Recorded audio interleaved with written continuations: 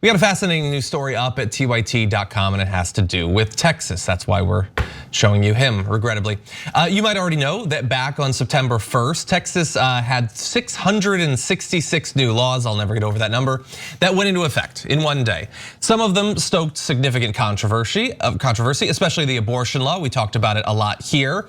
That one really stood out, but there's literally hundreds, and some of them interact in ways that you might not know about at this point. So, as of right now, unless the DOJ succeeds in getting that abortion law struck down, that means that presumably more unwanted babies will be born in Texas, which will, of course, naturally stress the state's foster care system, which has already been deteriorating under the current governor.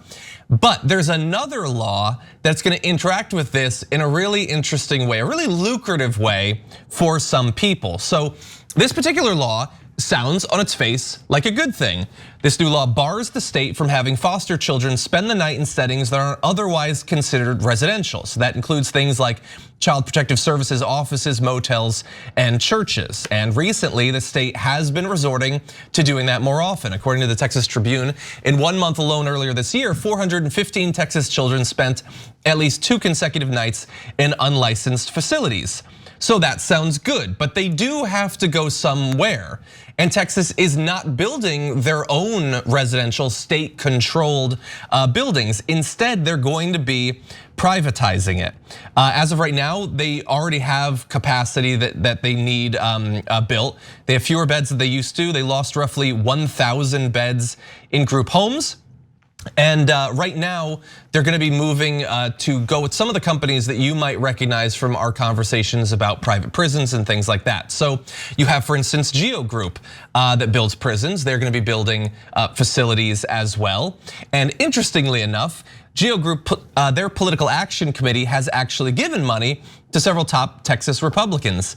Since 2018, they've given $35,000 to statewide GOP groups, and also in that same year, the group spent $10,000 in support of Ken Paxton, the state's attorney general.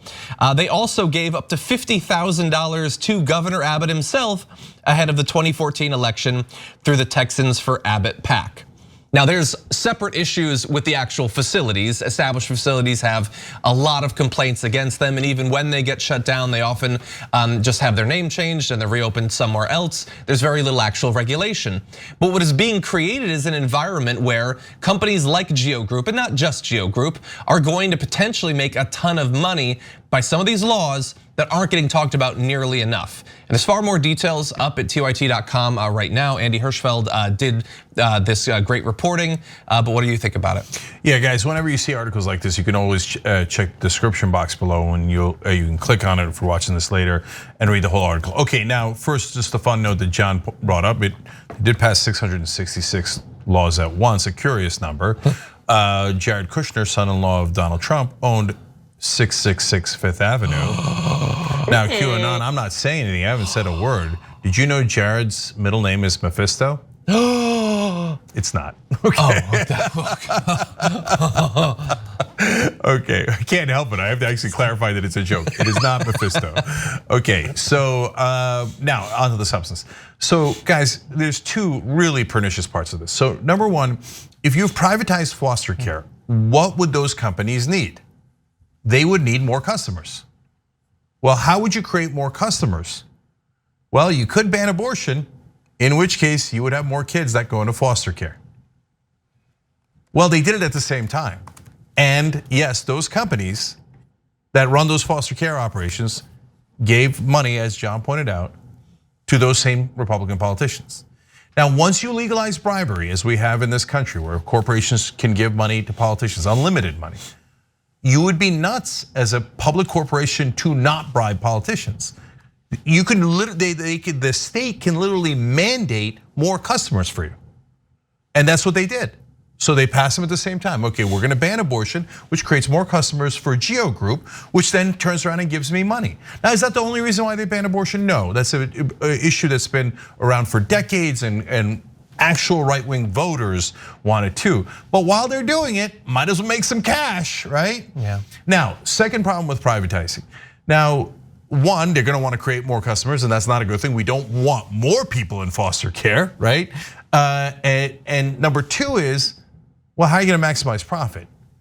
Yeah, sure, you're gonna charge the state more, okay? Wait, we're the state, we're the taxpayers, that's a problem. Number two, especially if you own the politicians, you could do like the drug companies do. You're not even allowed to negotiate prices. That's it. Now, we can charge anything we want and the taxpayers have to pay. And we'll call that free market capitalism, okay? And then, because hypocrisy is hilarious for the right wing. And then finally, you're gonna wanna cut costs. How do you cut costs?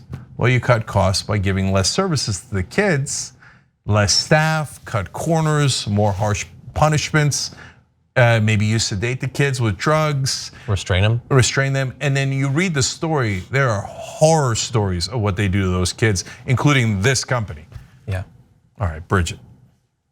Yeah, first, I'm so grateful for TYT for covering this story. You know, I first heard about this story from reading TYT, and I'm really grateful that folks are covering it. I think when it comes to the concerns of the most marginalized in our country, you know, foster children, it's so easy for their needs and their voices to go erased. And so I'm really grateful that there are people who are amplifying this story. And I just think, you know, I think it's an interesting connection that you made earlier about SB 8 in Texas and how that legislation really would sort of create a situation where they would have more and more unwanted kids who would have to go into the system. And so it is really sad. It is sad for me to think that we're at a place in this country where the well-being of our kids is essentially for sale. And you know, I think we really need to think about whether or not that's the kind of country we want to live in, the country where the needs of our children are just for sale, that it seems that they're just being fed into the system to make more money for corporate interests. It's really so disgusting and horrifying. And if folks read that story of some of the things that are accused of going on in some of these centers, it's horrifying. And so I really think we really have to ask, like, is this the country where we want to live, where this kind of thing is going on, and the well-being of our children is just for sale by corporate interests? Yeah, and it's amazing that, like, you see it laid out.